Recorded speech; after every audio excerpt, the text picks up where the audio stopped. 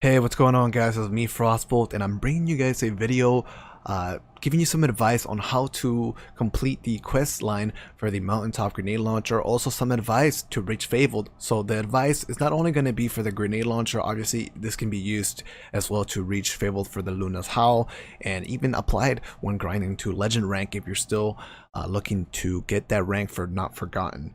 But before that, I want to let you guys know a little bit of information in the background gameplay. These are some competitive matches that we had against some pretty popular teams.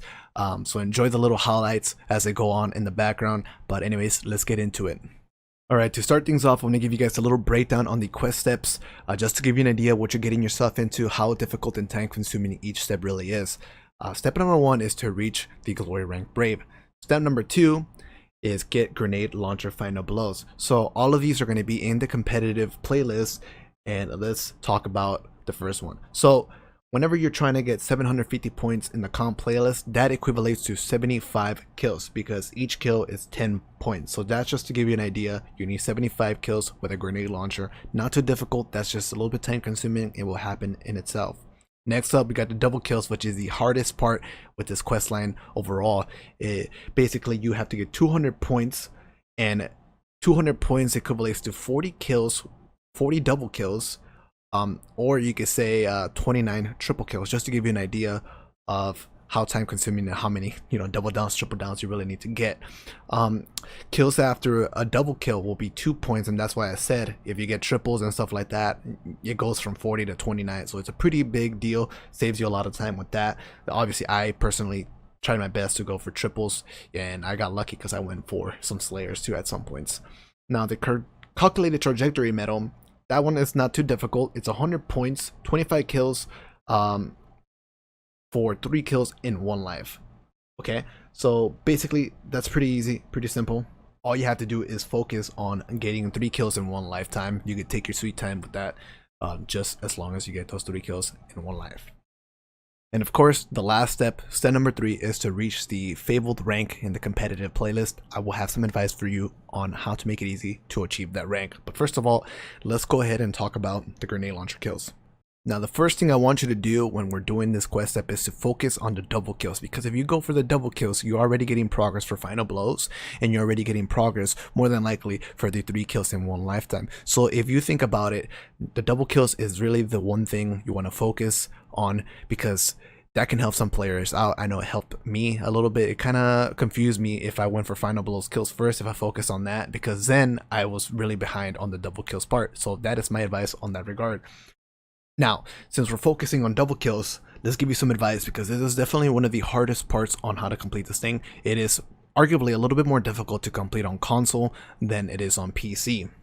The biggest and most important thing to make sure you have in your loadout is obviously a power grenade launcher. I personally use the play of the game with proximity rounds and a blast radius masterwork that definitely just helped me get easy grenade launcher kills. Power weapon ammo is the fastest and most efficient way to get your grenade launcher kills. I know that's what I used, and to be honest with you, majority of the time that I played the competitive playlist, I was not using a grenade launcher like Malicious Birthright or Fighting Lion.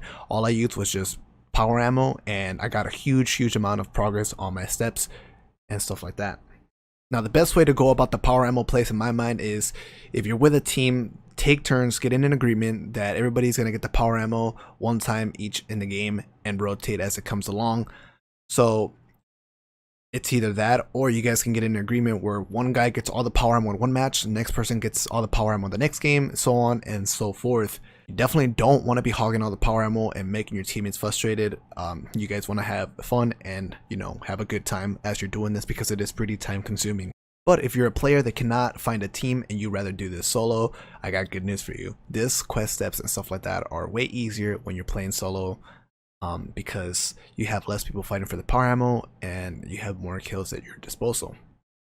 Amongst my friends, we agreed that playing solo was probably the best strategy in doing so, because that means that everybody went to their own separate games and did not have to worry about sharing power ammo with each other, because sometimes you'll get queued up with teammates that don't care for the power and they just run around and stuff like that. Please remind yourself that you don't have to be super aggressive if you do have the power ammo. Play slowly, use strategy. You want to make sure you use a radar. Don't just ape one guy that's by himself. I tend to just kind of wait to see my radar has a bunch of blinks, because that would indicate that there's several targets available. I would pick one off, slowly move into the next one, because you do have a little bit of time to get that double kill, and then maybe even get a triple in a quad, and then you'll be golden.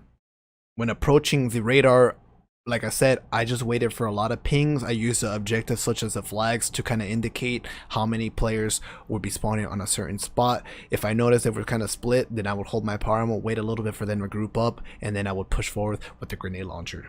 Here's a reminder, you're not playing to win, you're not playing to reach Fabled right away, you're playing to complete the quest steps for the grenade launcher. Because if you reach Fabled first, you're going to be matching players that are above average, that are more than likely going to be fighting to win, and are not going to allow you to get grenade launcher ammo just as easy. Also, there are players at this rank who are smart and can easily avoid your grenade launcher shots, making it difficult for you to get 1 kill, even 2 kills at most, and stuff like that, okay? So again, focus on getting your grenade launcher kills early, out of the way first, before grinding for the Fabled rank.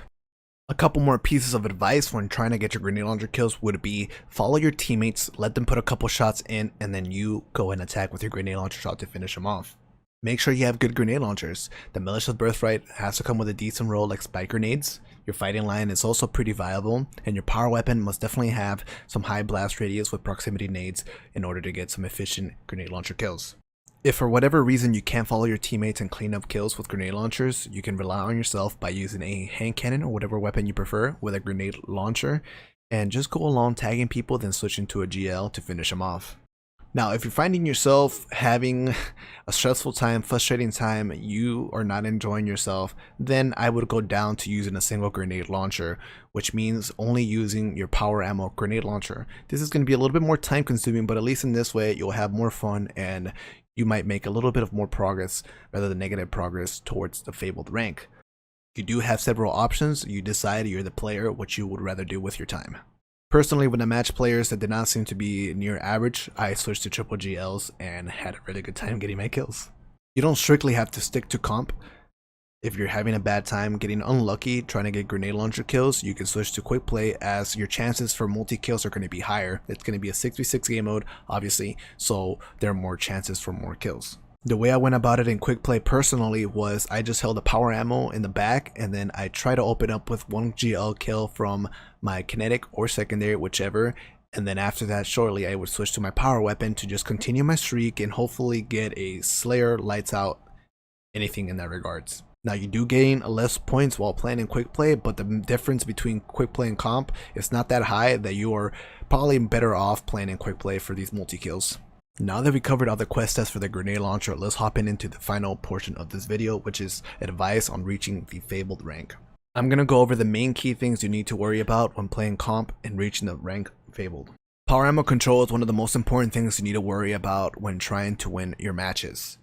Unless you're playing Countdown, you're more than likely 99% of the time going to have to call out and worry about controlling power ammo and not letting your team get it. Power ammo is strong enough to determine who wins the game mode, who wins the first engagements in every encounter, or who controls flags and stuff like that. But if you do not manage to gain power ammo control, you're not completely going to lose the match. You're just going to be at a huge disadvantage, and they might snowball. But then again, that's at that point for your skill level and your teammates to clutch up, defeat the enemy with power ammo, and just regain map control. Besides power ammo determining the momentum of the early game, first engagements are everything. You want to start off slow, you want to pick off an enemy, you do not want to get wiped first. You want to win the first engagement. Wipe a member, and then start pushing as a team, collapse an enemy team, wipe them, and then that's when you gain map control and you push spawns as a team. To win first engagements, that means that you have to take the most advantage of your abilities. Rifts, grenades, barricades, make the most out of your loadout to win these first engagements. Get a pick, anything, it's super important for you. This is where arc bolts, rifts, firebolts, solar grenades, even lightning grenades, pulse grenades come into huge place, because you manage to pick off one target, and that's when you know you could take charge. Your grenades and abilities are not only useful for first engagements, but they're highly important also to control the power ammo. Majority of the time, people will kind of just chill around the power ammo, defend it, wait for an enemy to get on the power, and then shoot them to get him off it, creating an opening of map control. So you have to remember that's what the enemy team might be trying to pull off on you, but you have to be trying to do the same thing. And if they're not, then that's when you know you can be the smart one and pull that off. Because let me give you a scenario. Enemy team sees nobody on the radar because you're crouching or something. They push on the power ammo, you throw a grenade, tag them once with a hand cannon, and they die, right? Now you have one opponent down. They're weak in numbers, they can't really control the power ammo. That makes a huge opening for you guys to push into central, get that power ammo, and then just wipe the remaining members. Obviously, winning shotgun battles is highly crucial. Make sure you do that. That relies on you, on your own skill level, to determine whether or not you can pull it off. Call out individual players. If you see one guy by himself, make it clear to your teammates that we need a collapse on that one guy, because it's going to be a 4 versus 1 situation, and then once you wipe that one player, you can collapse on the remaining 3 and you have advantage, you have numbers, and you just keep that momentum going. If you find yourself at a disadvantage, rotate all the time. There's no limitations for you to rotate left, rotate right, rotate back into your spawn. Just keep rotating. If you're in a disadvantage, find an opening, find a better spot than you're in. If you get picked off, you're split spawn, you're by yourself, you have an opportunity now to make a flank, but no, this is high risk, high reward. If you do manage to pull off a flank, this means you now get a kill and your teammates can make an opening and push with you. But at the same time, if you fail, if the enemy team is smart and they catch on to you and they collapse on you, that just continues the momentum they had, and they continue to collapse on you over and over. The safe way to do it is just to regroup, call each other out, wait for each other. Don't get impatient. Even if you're down by a lot of points, do not get impatient, because comebacks happen all the time. The momentum, the snowball effect is huge in PvP competitive. Your enemy team can be in a huge lead, but just because you get the momentum, you get power ammo, you get supers, you start chaining, man, you can just close that gap super quick. It happens. Make sure you stay alive whenever you see your teammates have supers. You know why? Because if your teammates generate orbs, you want to make sure you're alive to collect those orbs for your next super. If you already have a super, then great. Here's the game plan. You go ahead and use it, and you try to safely gate away so you can go collect the next orbs for your next super. Because best case scenario, you use your super, you go back to collect the orbs, now you're a couple seconds away of getting another super. When you guys have supers, make sure you guys are aware who's going to open up with a slay super and who's going to save supers to counter the enemy supers. Now, here are a couple counter supers. There's a Blade Barrage, obviously. There's a Missile Striker. There's the Arc Strider Block.